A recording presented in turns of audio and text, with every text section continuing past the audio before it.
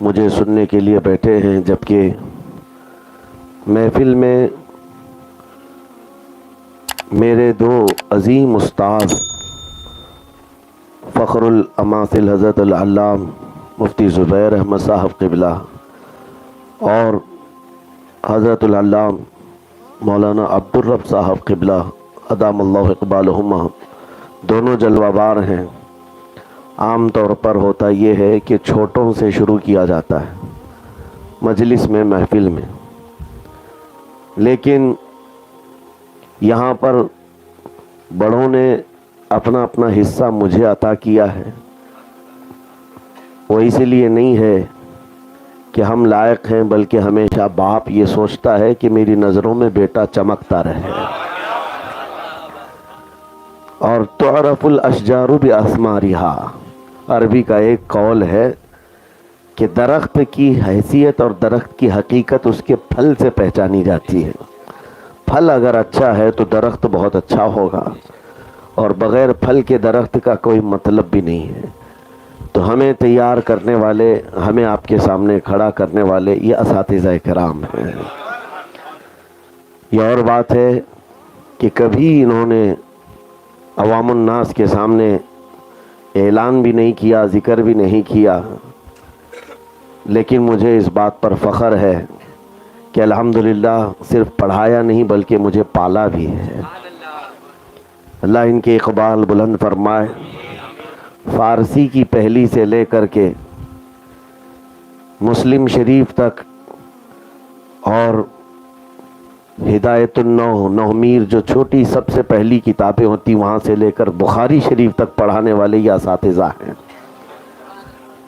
ایک بات میں کہہ کر آگے گفتگو کی طرف جاتا ہوں۔ ابھی ایک چیز میں نے کہیں پر پڑھا تھا، لوگوں کا نظریہ ایسا بدل گیا کہ باصلاحیت لوگوں کی قدر کم ہو گئی، لیکن جو پریزنٹ لوگوں میں مشہور ہے ان کی قدر بڑھ گئی۔ اگر ایسا فارمولہ ہے تو یہ غلط ہے۔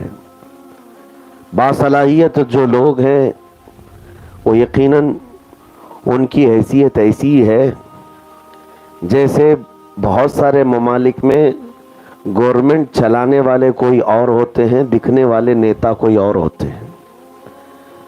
یہ حضرات وہی ہیں جن کے بارے میں شاعر نے کہا، نہ پوچھ ان خرقہ پوشوں کو، ارادت ہو تو دیکھ ان کو، ید بیضا لیے بیٹھے ہیں اپنی آستینوں میں۔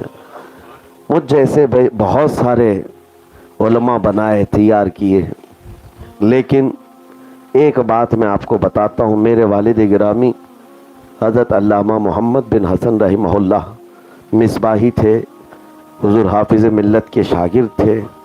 اسی انداز سے وہ بھی کام کرتے رہے، خاموش بیٹھ کر کے ایک جگہ پر انہوں نے دین کا کام کیا۔ ایک مرتبہ میں نے ان سے کہا تھا کہ اتنے سارے آپ نے کام کیے، دارالعلوم کی بنیاد بھی رکھی، بہت ساری چیزیں، لیکن لوگوں کا ساتھ وہ نہیں رہا، آخری عمر تھی ان کی۔ اور اس وقت میں نے کہا کہ آج یہ لوگ سب فراموش کر گئے آپ کی خدمات کو، آپ کو یہ جانتے نہیں، اور مجھے تو جانتے ہیں بہت سارے۔ تو وہ ہنس کر کے کہے، مسکرا کر انہوں نے کہا کہ سب کچھ یہاں مل جائے تو پھر آخرت کا کیا ہے۔ یہ وہ لوگ ہیں جو اپنی خدمات آخرت کے لیے محفوظ رکھے ہیں۔ اللہ کریم ان کے صدقے ہمیں بھی آخرت کا کثیر حصہ عطا فرمائے۔ میں مختصر بات عرض کروں، اور یہاں جتنے لوگ بیٹھے ہوئے ہیں توجہ سے محفل کو بھی دیکھ لیں، اور کیمرے والا بھی خاص طور پر گھما کر کے بھی دکھا دے سارے لوگوں کو، کہ کچھ لوگوں کو ایسا لگتا ہے کہ سلمان اظہری بہت بڑے بڑے کانفرنسوں میں ہی صرف جاتے ہیں، اور بڑے بڑے جلسے ہونے چاہیے، بہت لاکھوں کی پبلک ہو وہاں جاتے ہیں۔ یہاں جتنے لوگ بیٹھے ہوئے ہیں ان کو اندازہ کریں، میرا مشن یہ نہیں ہے کہ ہزاروں کی تعداد ہو، میرا مشن یہ ہے کہ 4 لوگ بھی میرے نبی کی بات کرنے والے ہوں، میں پہنچ جاؤں گا۔ بس بات رسول کریم صلی اللہ علیہ وسلم کی ہو، ہمارے لیے جگہ اور تعداد کوئی معنی نہیں رکھتی۔ ہم ہر جگہ پہنچے ہوئے ہیں، यूपी के, बिहार के, झारखंड के ऐसे ऐसे इलाकों में जाना हुआ है। आज के इस टेक्नोलॉजी के दौर में मैं आपको कहता हूँ, जहाँ घर भी नहीं, आज लोग लकड़ियों के घरों में रहते हैं, हमें भी उन्हीं घरों में रुकाए हैं। लोगों को सिर्फ हमारा प्लेन में जाना आना दिखता है, लेकिन वहाँ के हालात हम जानते हैं। ये तमाम चीज़ें सिर्फ इसलिए अर्ज़ कर रहा हूँ कि अपने जहन और दिमाग से ये बात निकालें, दीन की खिदमत के लिए हम हर घड़ी तैयार हैं। अल्लाह करीम इस जज्बे को सदा सलामत रखे। आपको मालूम होगा, बचपन से हम एक नारा लगाते रहते हैं। हमारे जो नारों में है, एक नारा चलता है, सुन्नियों की बात कर रहा हूँ, नारे तकबीर, नारे रिसालत, ये सब होने के बाद बचपन से हम सुनते थे, गौस का दामन, ख्वाजा का दामन। ये बुजुर्गों की तरफ से चला हुआ एक नारा था। ये आसान चीज़ नहीं है, और उस पर कुछ लोग टिप्पणी करते हैं, मजाक भी करते हैं, तुम कौन सा दामन पकड़े हो जो नहीं छोड़ने की बात करते हो। मेरे अजीज़ों, ये बहुत ही बामाना जुमला है। ये नारा इस कदर माना खीज है, जिसकी तर्जुमानी वक्त का इमाम इश्क व मोहब्बत मुजद्दिद दीन व मिल्लत भी कर रहा है। आला हजरत जैसे अजीमुल मर्तबत ने भी कहा है, लेकिन अल्फाज अलग हैं। हम तो कहते हैं गौस का दामन नहीं छोड़ेंगे, लेकिन जो वक्त का अबकरी इमाम है वो कहता है, तुझसे दर दर से सग, और सग से है मुझको निस्बत, मेरी गर्दन में भी है दूर का डोरा तेरा। यही तो बात है जो आला हजरत कह रहे हैं। इस निशानी के जो सग हैं नहीं मारे जाते, हश्र तक मेरे गले में रहे पट्टा तेरा। ये निस्बत की बात अगर आम होती तो वक्त का मुजद्दिद इस बात को नहीं कर रहा होता। उन्हें अंदाजा है कि ये अजीम निस्बत जिसके साथ है वो मुमताज कर जाती है। वाक़यात आपके जहनों में सब हैं, सुन्नी सारी चीज़ें सुनते हैं। मैं मेरे उस्ताद गिरामी और मेरे मुर्शिद गिरामी हुजूर ताजुल शरीअह रहमतुल्लाह ताला अलैह से एक बात सुना। गौसे पाक का वाक़या अक्सर लोग सुनाते हैं कि एक चोर आया चोरी करने के लिए, और चोरी करने के लिए जब अंदर आया तो उसको मिला क्या? आपका जुब्बा मिला। जुब्बा मिला, जुब्बा चोरी करके जाना चाहता था, लेकिन उसी असना में हज़रत खिज़र अलैहिस्सलाम की आमद हुई और सरकार गौसे पाक रज़ियल्लाहु ताला अन्हु आराम कर रहे थे, उठ गए। चोर अंदर दरवाजे के पीछे था, लेकिन चोरी के लिए उठाया क्या था? कीमती जुब्बा उठाया था। गौसे पाक रज़ियल्लाहु ताला अन्हु से हज़रत खिज़र ने पूछा कि बसरा के कुतुब का इंतकाल हो गया, वहाँ पर किसको मुंतखब किया जाए? आपने फरमाया दीवार के पीछे जो खड़ा है उसको ले जाए। वाक़या आपको पता है, हज़रत फरमाया करते थे कि ये मत समझ लेना कि ये अचानक होने वाली बात थी। अचानक होने वाली बात नहीं थी। उस चोर को कुतुब के दर्जे पर पहुंचाया गया इसलिए कि हाथ में जुब्बा था गौसे पाक का।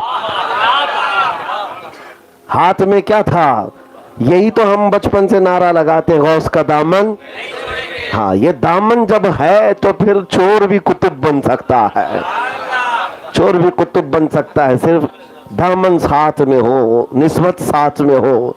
अजीज़ा ने गिरामी औकात, सरकार गरीब नवाज रज़ियल्लाहु ताला अन्हु जब अजमेर मोहल्ला आए, बड़े मामलात आपके साथ हुए, बहुत सारे मामलात। एक मर्तबा कहीं से आपका गुजर हो रहा था, पुजारी आग के बैठे हुए आग जला रहे थे। आप वहाँ खड़े हो गए और उनसे कहा कि कब से जला रहे हो? कहा बरसों से हमारी ये इबादत गाह है, हम इसकी इबादत करते हैं।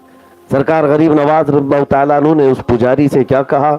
अगर तुम्हारा ये खुदा है, जैसे आज भी अग्नि पूजा होती है, गरीब नवाज ने फरमाया कि अगर ये तुम्हारा खुदा है तो हाथ डालो, इसमें आग में हाथ डालो। पुजारी ने कहा नहीं, आग की फितरत है जलाना, वो तो जलाएगी। हम इसको भगवान मानते हैं, इबादत करते हैं, ये हमारा अकीदा है, लेकिन ये जलाना है तो जलाएगी। सरकार गरीब नवाज फरमाते, बचपन से तू पूजा कर रहा है, इबादत कर रहा है, तुझको नहीं छोड़ती, तुझको भी जलाती है। तो पुजारी कहा बाबा बड़ी ये इस तरह के फलसफे की बातें मत करो, हमें गुमराह ना करो, आग का असर है जलाना, जलाती है। लेकिन सरकार गरीब नवाज ने कहा नहीं, आग का असर है जलाना, लेकिन उस वक्त तक नहीं जलाती जब तक मेरा खुदा ना कहे। असर देने वाला मेरा खुदा है। तो उसने कहा अगर इतना तुम्हारे खुदा पर यकीन है तो तुम हाथ डालो ना, मुझसे कह रहे हो तुम हाथ डालो। سرکار غریب نواز نے جب یہ چیلنج سنا تو اس وقت آپ تیار ہو گئے. آگ کا بڑا تنور تھا. پجاری جو بیٹھا پنڈت, اس کے گود میں ایک چھوٹا سا بچہ تھا, اور بچے کو حضرت غریب نواز اٹھاتے ہیں. کافر کا بچہ, کافر یعنی ماحول اسی طرح کا رہا ہوگا. اٹھایا اور غریب نواز آگ میں چلے گئے. بچے کو کیوں اٹھا لیا؟ اس کا تو بچہ تھا. لے کر کے آگ میں چلے گئے اور اس پجاری نے واویلا مچایا. ارے یہ درویش, یہ فقیر آیا, آگ میں خود بھی چلا گیا, میرے بچے کو بھی لے گیا ہے. کافی دیر ہو گئی, لوگ جمع ہونے شروع ہوئے. جگہ جگہ سے لوگ آئے اور بہت سارے پجاری پنڈت سب آئے. کافی دیر کے بعد سرکار غریب نواز اپنا دامن جھاڑتے ہوئے آگ سے صحیح سلامت باہر آ رہے. ایک بات یاد رکھیں, اللہ کا ہر ولی کسی نہ کسی نبی کا پرتو ہے. سرکار غریب نواز حضرت ابراہیم خلیل اللہ کے پرتو ہیں. تو جب باہر آئے, آگ کچھ نہیں جلائی, صحیح سلامت تھے. کافی وہاں پر موجود لوگوں نے اسلام قبول کیا, ایمان لائے. بچہ پنڈت نے, پجاری نے لیا اور اس کی پیشانی پکڑ کر دیکھا, آگ کی گرمی بھی نہیں ہے, آگ کی گرمی بھی نہیں ہے. لے کر کے چومنے لگا. یہاں پر فرمایا جاتا ہے بچے کا کون سا کمال تھا, بچہ کون سا متقی اور پرہیزگار ولی تھا, وہ کیوں نہیں جلا؟ غریب نواز تو اللہ کے ولی تھے, ان کو آگ نہ جلائی, بچے کو کیوں نہیں جلائی؟ یہ تو پنڈت کا تھا. فرمایا گیا بات یہ ہے کہ ہاتھ میں کس کے تھا؟ آگ نہیں جلائی, ہاتھ میں کس کے تھا؟ سرکار غریب نواز کے. یہی تو ہم کہتے ہیں خواجہ کا دامن. ہاں, جب یہ نسبتیں ہیں تو میرے عزیزوں اس کو معمولی مت سمجھنا, یہ بہت عظیم نسبتیں ہیں. اور انہی باتوں سے آج ہمارا ایمان محفوظ ہے, ایمان محفوظ ہے. میں اپنی آنے والی جنریشن کے لیے بھی یہ بات ہمیشہ کے لیے, نوجوانوں محفوظ رکھ لو. تم جس دنیا میں ابھی زندگی گزار رہے ہو, یہاں پر لوگوں کا ایک کانسیپٹ یہ بنا ہے کہ سارا دین گوگل میں ہے, سارا دین انٹرنیٹ پہ ہے. یہاں پر انجینئرز بھی آ گئے ہیں, ڈاکٹر بھی آ گئے ہیں, پروفیسر بھی آ گئے ہیں جو دین کی تشریح کر رہے ہیں اور دین کی دھجیاں اڑا رہے ہیں.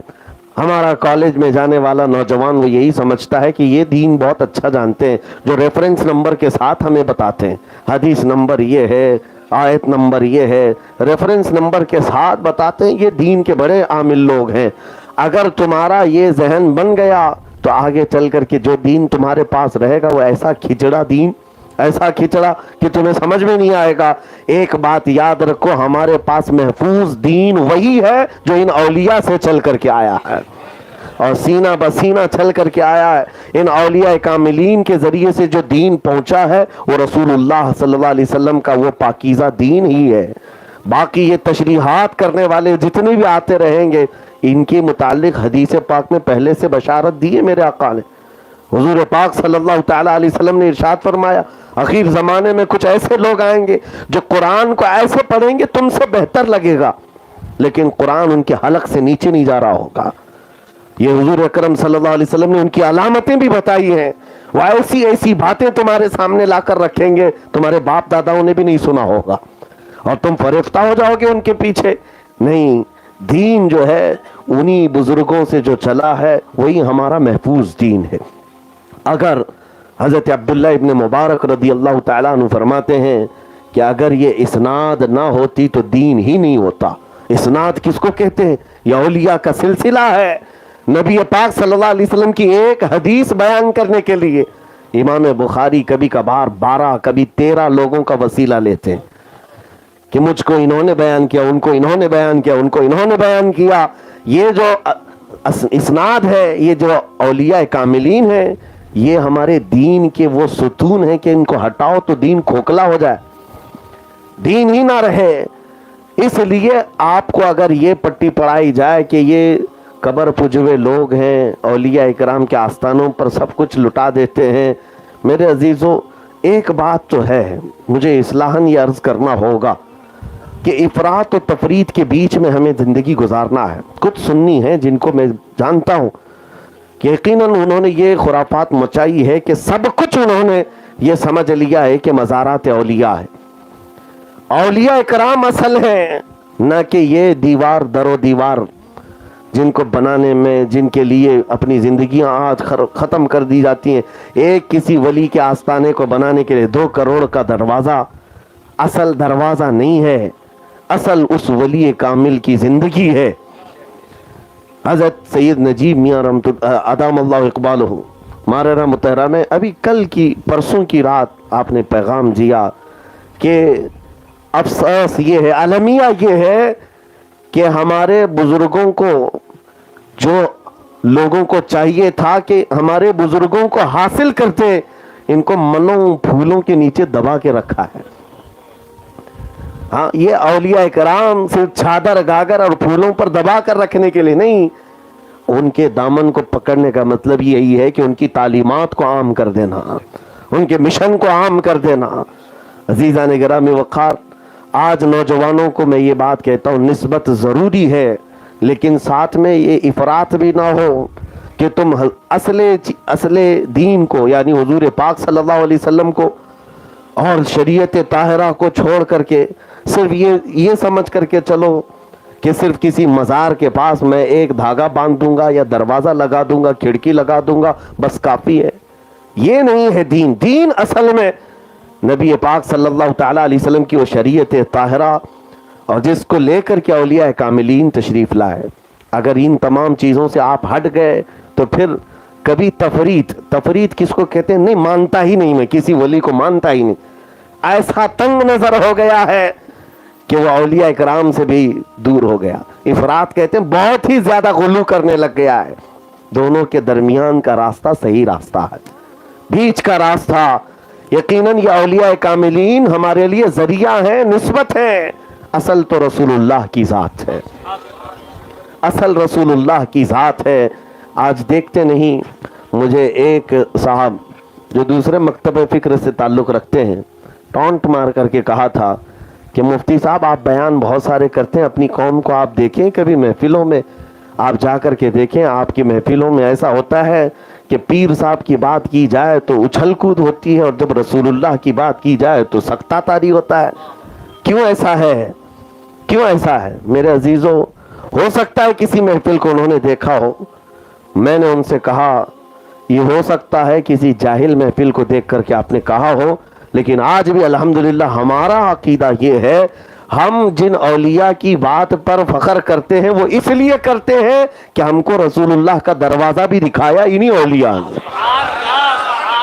حضور پاک تک پہنچایا ہے ان اولیاء کاملین نے۔ ہم جھومتے ہیں، لیکن میرے عزیزو اس اعتراض کو آنے سے پہلے اپنے اندر اصل کی محبت کو پیدا کرو۔ اصل کی محبت وہ رسول اللہ کی محبت ہے، نبی کریم صلی اللہ تعالیٰ علیہ وسلم اصل ایمان ہے، اصل دین ہے، اور اولیاء کاملین یہ نسبت وہاں تک پہنچنے کے لیے آپ کو پتہ ہے سلسلہ عربی میں کس کو کہتے ہیں؟ سلسلہ جو ہے عربی میں چین کو کہتے ہیں۔ آپ ڈکشنری بھی اٹھا کر کے دیکھ لیں گے تو اس کا میننگ لکھا ہوگا چین۔ چین کس کو کہتے ہیں؟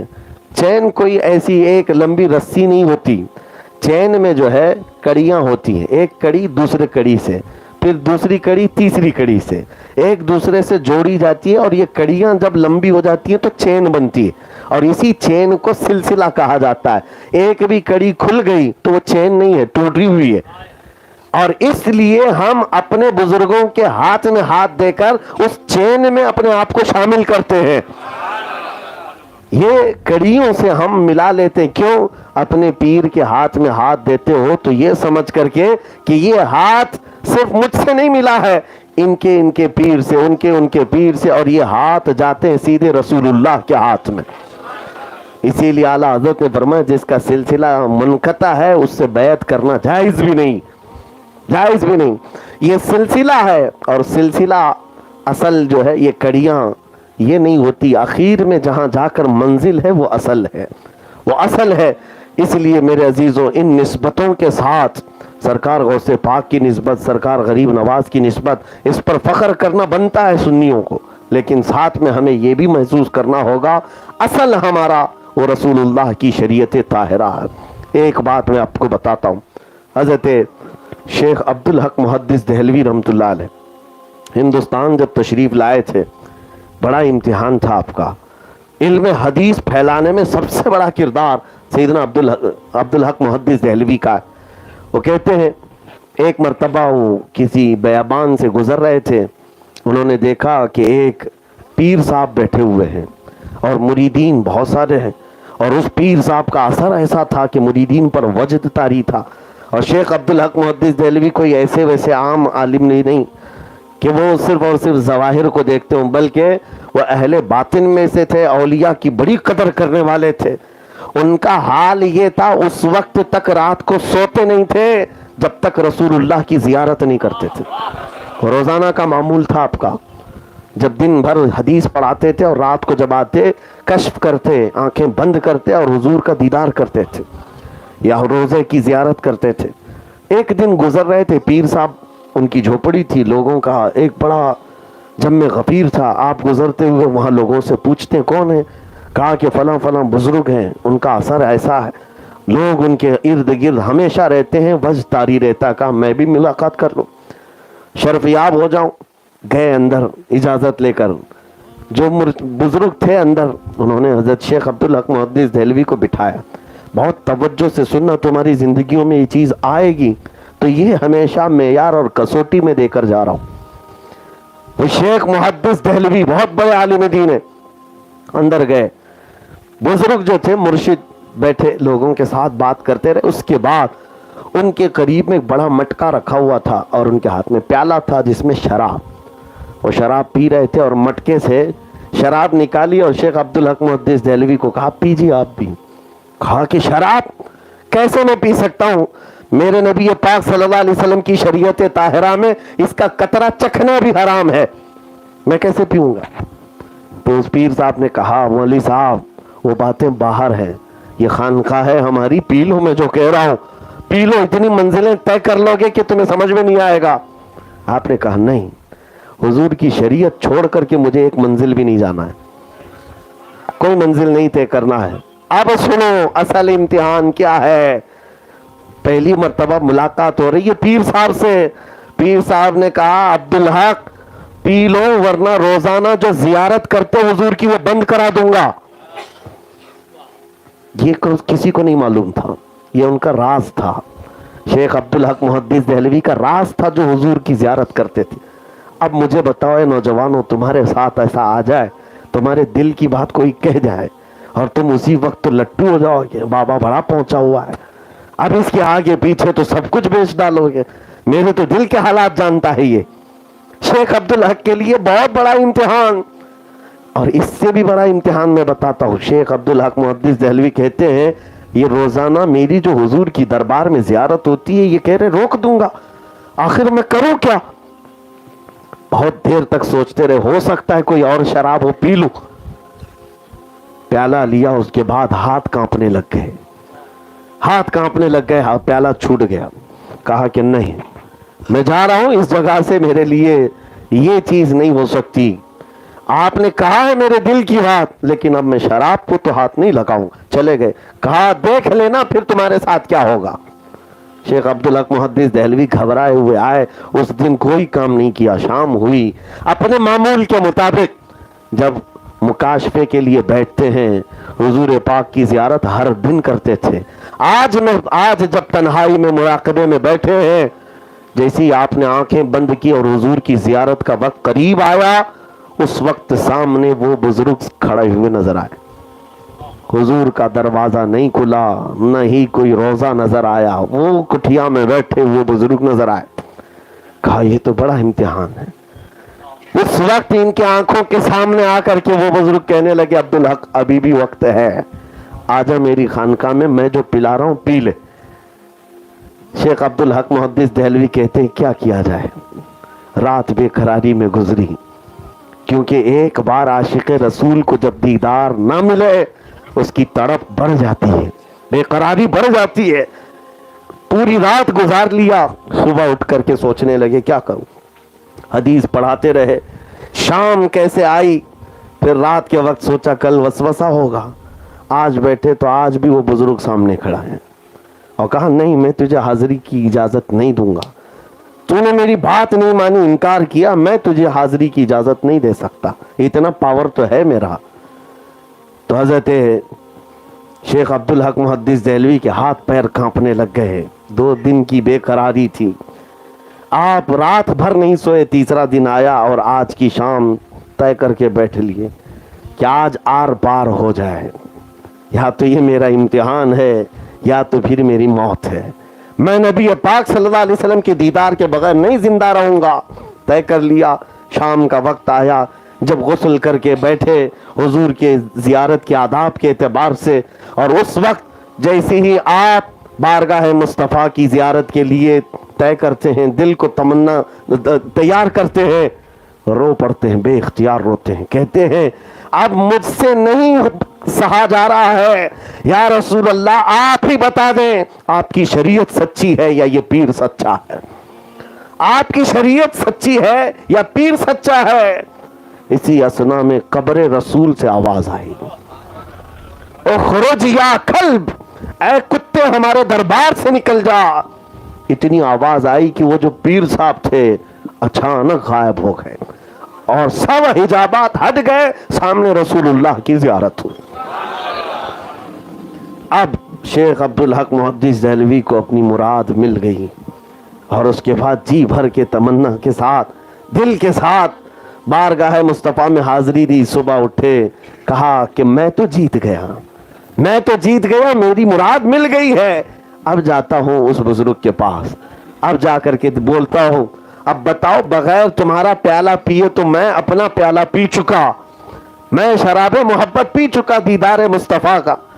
اب وہاں بیابان میں آئے, اس جنگل میں لوگوں میں ایک ہلا مچا ہوا ہے, گلگلا ہے, لوگ اپنے اپنے بوریے بسترے باندھ رہے ہیں, سب ادھر ادھر ہو رہے ہیں. شیخ عبدالحق محدث دہلوی کہتے ہیں رکو رکو, مجھے تمہارے پیر صاحب سے ملنا ہے. جلدی سے آئے اس جھونپڑی کے پاس. جو دربان کھڑے تھے وہ بھی ادھر ادھر تتر بتر ہے. پوچھا ہوا کیا, کہاں ہے پیر صاحب؟ کہا مت پوچھو, کل کی رات ایک بڑا حادثہ ہوا, اچانک ایک دھماکہ ہوا اور ہمارے پیر صاحب کتا بن گئے اور کتا بن کر نکلے, کتا بن کر کے وہ یہاں سے نکل گئے. تب شیخ عبدالحق محدث دہلوی نے کہا تمہارے پیر کو کسی اور نے کتا نہیں بنایا, اصل پیر نے کتا بنایا. اصل کے ساتھ اگر نسبت ہو تو نقل کبھی تمہارے اوپر غالب نہیں آئے گا. یہ اصل نبی پاک صلی اللہ علیہ وسلم کی شریعت طاہرہ. لوگ آج جس طرح سے نسبت اپنی اصل ہے ضروری ہے, لیکن ساتھ میں یہ کسوٹی ہمیشہ رکھو جو میرے مصطفیٰ سے بال برابر بھی ہٹا, شریعت طاہرہ سے بھٹکا, نہ وہ پیر ہونے کے لائق ہے, نہ تمہارے لیے چین بننے کے لائق ہے. وہی ہمارے لیے لائق ہے جس کا سینہ نبی پاک صلی اللہ علیہ وسلم کی محبت سے بھرپور ہے, معمور ہے. عزیزان گرامی وقار, یہ میں نے آپ کو اس لیے معیار بتایا ہے کہ اب حالات ایسے آ رہے ہیں, جوگیوں کے پیچھے اور انگوٹھی والے بابا, چوٹی والا بابا, بیڑی والا بابا, پتہ نہیں کون کون سے بابا. لوگوں کو یہ ہمارے ہندوستان کا مزاج ہے, جہالت بہت زیادہ ہے, جس کی وجہ سے یہ سمجھتے ہیں باباؤں کا دین ہے. اور بابا بھی تو ایسے نفسیات کے بڑے ماہر ہوتے ہیں, سائیکالوجی پڑھے ہوئے ہوتے ہیں, ان کو سب کو پتا ہے. تم کو پتھر بھی وہ کھلا سکتے ہیں, کا بہت بڑا معجون ہے اور کھا بھی لوگ ہیں. ہمارے علاقے میں ایسی چیزیں ہم نے دیکھی ہیں. ایک بابا آیا اور کہتا 8 خدا ہے, 8 رسول ہے, 8 محمد ہے, نعوذ باللہ من ذالک. اور سننے والا بیوقوف ہے, وہ آ کر کے پوچھ رہا کیا ایسا بھی ہے؟ کہا تماچا لگاتا اور کہتا کہ میری گٹھے میں پلایا گیا ہے اللہ ایک ہے. پھر یہ کہاں سے لے کر کے آئی چیز؟ اور وہ سارے ڈکوسلے جو مصطفیٰ کریم کی شریعت کو چھوڑ کر کے تمہیں اگر بلائیں. ایک بات دیکھیں, سنیوں کی مجلسوں کا یہ حال, جیسے جنہوں نے تانا مارا تھا کہ حضور کا نام لیتے سکتہ تاری ہے, کسی اور کے نام پر ہلہ ہے, یہی معاملات. قوالی بج رہی ہے, وجد آ رہا ہے. یہ وجد ہے کہ ڈانس ہے کہ رقص ہے مجھے معلوم نہیں, لیکن قوالی پر بڑا حال آ رہا ہے. انہی قوالی سننے والوں سے میں کہتا ہوں 15 منٹ قرآن کی تلاوت بھی سن کے دکھاؤ. وہ اللہ کا کلام ہے نا, اس میں تو کوئی شک نہیں ہے, کسی کا لکھا ہوا ہے اور رسول پر اترا ہوا کلام ہے. سن کر کے دکھاؤ, اور تو تمہیں نیند آنے لگ جائے. تو قرآن کے ساتھ تمہارا اگر جذبہ صحیح نہیں ہے تو پھر یہ قوالیاں تمہیں وجد نہیں لا رہی ہیں. یہ وجد نہیں لا رہی ہیں، یہ تو تھرک رہے ہو. حال اور وجد ان قوالیوں سے، ان مناقبات سے ہوتا تھا جن کے قلب میں نبی پاک کی محبت بسی ہوئی ہوتی تھی. عزیزان گرامی وقار، اصل چیز کی طرف میں توجہ کروا رہا ہوں. میں کسی چیز کے خلاف نہیں بول رہا ہوں کہ اولیاء اکرام کا جو مسلک ہے اس کے خلاف نہیں بول رہا ہوں، لیکن بات یہ ہے کہ اصل شریعت طاہرہ ہے، اس سے ہٹ جاؤ گے تو پھر کوئی چیز نہیں ہے. ایک بابا، وہ ابھی بہت سارے ہیں ساؤتھ کے علاقے میں، نماز نہیں پڑھتے، نماز ہے ہی نہیں. مریدین کہتے ہیں تو کہتے ہیں ہم تصور کی نماز پڑھتے ہیں. اور مریدین فخر میں آ کر کے کہتے ہیں، ہمارے پاس کہہ رہے تھے ہمارے پیر صاحب تو مکہ میں مدینے میں نماز پڑھتے ہیں، بیٹھے یہی ہوتے ہیں، مکہ میں مدینے میں نماز پڑھ لیتے مغرب عشاء. میں نے کہا کھانا بھی وہیں کھانے بولو، دسترخوان یہاں کیوں بچھاتے ہو؟ وہاں سے زمزم پی کے آ جائیں، کھجور کھا کے آ جائیں. نہیں، کھانا یہیں لگے گا، یہاں سب توڑیں گے اور نماز مکہ مدینے میں پڑھیں گے. ایک بات یاد رکھو میرے عزیزوں، یہ شریعت مصطفیٰ صلی اللہ علیہ وسلم سب کے لیے حجت ہے. آپ غوث پاک کی محفل میں بیٹھے، ایک روایت لا کر کے بتا دینا کہ غوث پاک نے کبھی ایک نماز قضا کی ہو. وہ سلطان الاولیاء جب نبی پاک کی شریعت کی ایک فرض میں کوتاہی نہیں کرتے تو پھر آج کے ڈھکوسلے لوگوں کے لیے کہاں سے نماز معاف ہو جائے گی؟ نماز معاف ہو جائے گی؟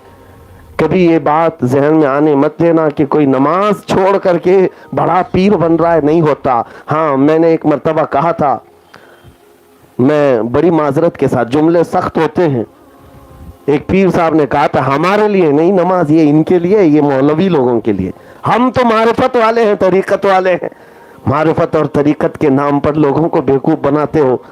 میں نے اپنی ایک تفسیر میں کہا تھا ہاں 4 لوگوں کے لیے معاف ہے. مرید صاحب آئے تھے ہمارے پاس، کہا ہمارے پیر صاحب کہہ رہے ہیں. میں کہا تمہارے پیر صاحب سے کہنا ہے معاف ہے نماز 4 لوگوں کے لیے. کہا کس کے لیے؟ کہا یا تو نابالغ بچہ ہوگا اس کے لیے، یا پاگل ہو گیا ہوگا، دماغ نہیں ہے اس کے لیے نماز معاف ہے، یا تو پھر حیض آنے والی عورت، یا پھر جس کا بچہ ہوا نفاس والی عورت. جاؤ پیر صاحب سے پوچھو ان 4 میں آپ کے ساتھ کیا ہے. یا تو بچے ہو، یا تو پاگل ہو، یا تو پھر دوسرے معاملات ہو، ورنہ نماز معاف نہیں ہے. غوث پاک کے لیے نہیں، غریب نواز کے لیے نہیں ہے تو پھر کسی اور کے لیے کیسے؟ اصل جو ہے شریعت مصطفیٰ صلی اللہ تعالیٰ علیہ وسلم ہے. لیکن میرے اس بیان کے لیے میں یہاں تک کیوں آیا آپ کو بتا دوں.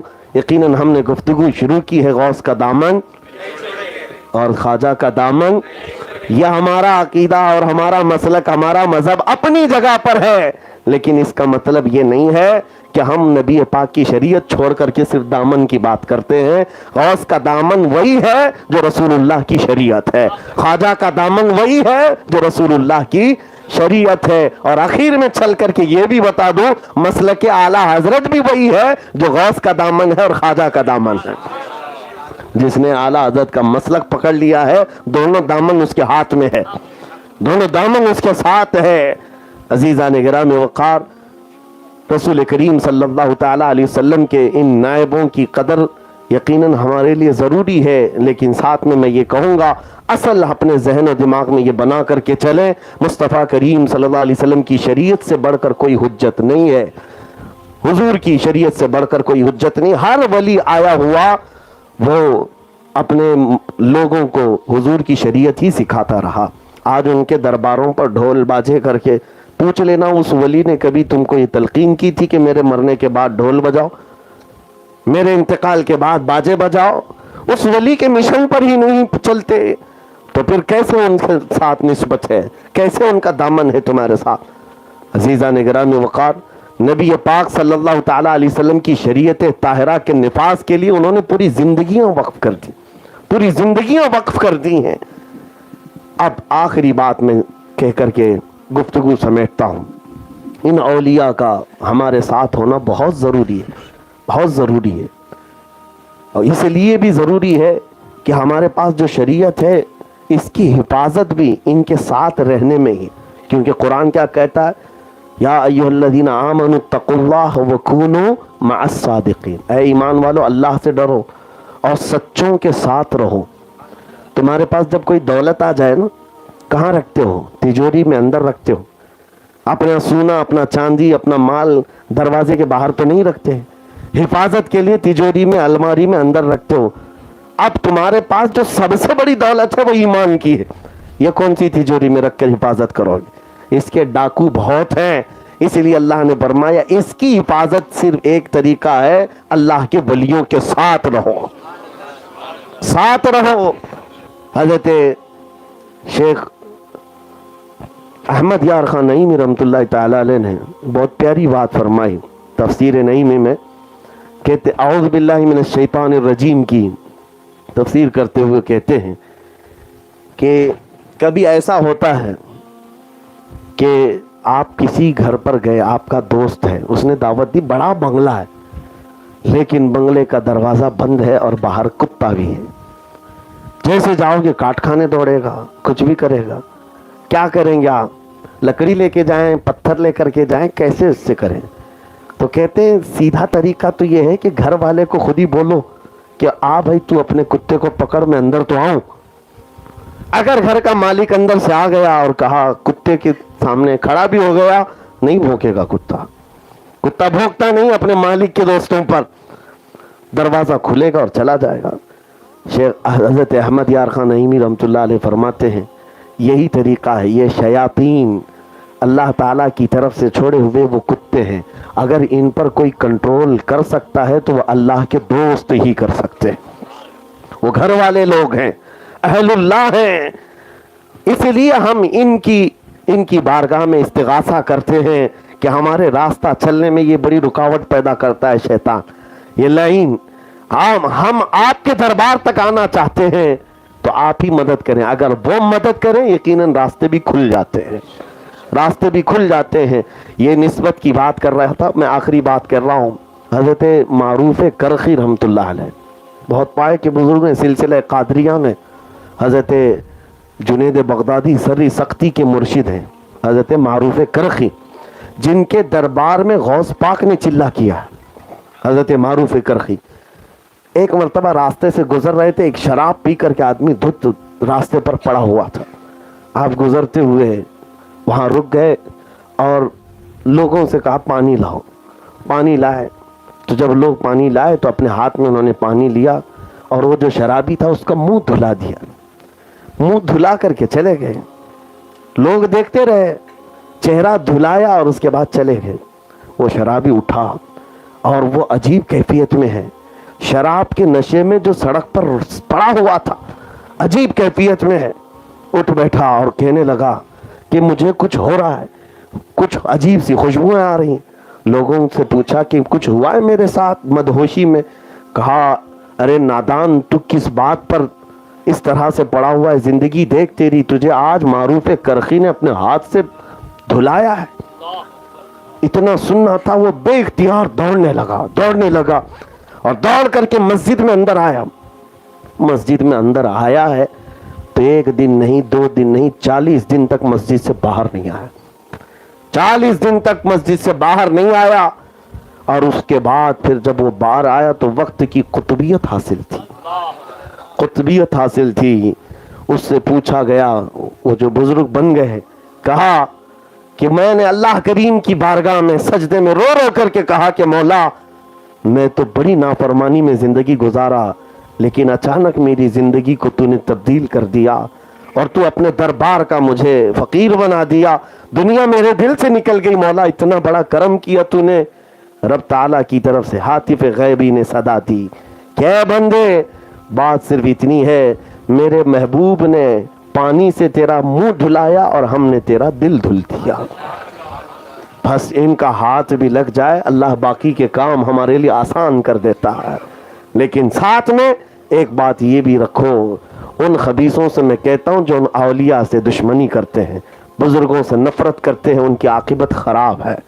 من عادى لي وليا فقد آذنته بالحرب، یہ اللہ تعالیٰ کا فرمان ہے، حضور کی زبان ہے۔ اللہ فرماتا ہے جو میرے کسی ولی سے دشمنی کرتا ہے میں اس کے ساتھ جنگ کا اعلان کرتا ہوں. کون ہے جو اللہ کے ساتھ جنگ کرے گا؟ ایک بزرگ نے فرمایا، بڑی پیاری بات ہے، یہ لگتی ہوئی چیز ہے اس لیے عرض کر رہا ہوں، اب نہیں طویل کروں گا. ایک سیٹھ صاحب تھے، اپنی بیگم کو لے کر کے بازار میں گئے ہوئے تھے، بڑے پیسے والے تھے، اور اس علاقے میں ایک درویش رہتے تھے، اللہ کے ولی تھے، لوگ جانتے بھی تھے ان کو، لیکن جذب کے عالم میں رہتے تھے. اب سیٹھ صاحب اپنی بیگم کو لے کر خریداری کر رہے تھے، اچانک وہ درویش آئے اور کیچڑ میں ان کا پیر پڑ گیا. جیسی کیچڑ میں پیر پڑا، کیچڑ اچھل کر کے بیگم کے برقعے پر یا نئے کپڑوں پر لگ گیا، اور اتنا کیچڑ اچھلنا تھا کہ سیٹھ صاحب کو بڑا غصہ آیا اور اس درویش کو پکڑا، 2 تماچے لگا دیا. کبھی کبھار ہوتا ہے کسی کو عورت کی بے عزتی برداشت نہیں ہوتی، لگا دیا، 2 تماچے جڑ دیا.